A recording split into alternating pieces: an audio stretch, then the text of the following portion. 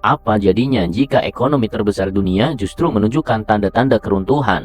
PDB yang menyusut, konsumen yang mulai berhenti belanja, pengangguran yang melonjak, dan sektor manufaktur yang terpuruk.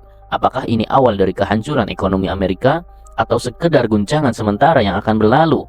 Sobat cerdas, jangan lupa klik tombol like jika ingin melihat lebih banyak konten seperti ini. Pastikan tonton sampai akhir, karena apa yang akan kamu dengar mungkin akan mengubah cara pandang kamu tentang ekonomi dunia. Di kuartal pertama 2025, ekonomi Amerika mencatat kontraksi sebesar 0,3%. Ini mungkin terdengar kecil, tapi dalam skala ekonomi raksasa seperti Amerika, ini adalah sinyal bahaya. Kontraksi ini bukan datang tanpa alasan. Lonjakan impor yang mencapai 41,3% menjadi salah satu pemicunya. Konsumen dan bisnis berlomba membeli barang sebelum tarif baru diberlakukan, mengakibatkan penurunan produksi lokal dan defisit perdagangan yang membengkak. Belanja konsumen yang selama ini menjadi tulang punggung ekonomi Amerika juga melemah ke level 1,8%. Ini adalah level terendah dalam hampir 2 tahun terakhir.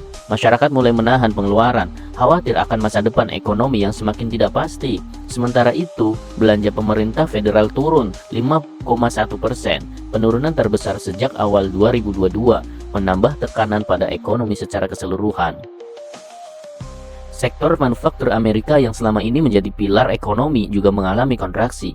Indeks PMI dari Institute for Supply Management atau ISM turun ke level 48,7 pada April 2025, menandakan 3 bulan berturut-turut berada di zona kontraksi. Ini adalah sinyal serius bahwa sektor industri mulai melemah dengan dampak langsung pada lapangan kerja dan rantai pasokan.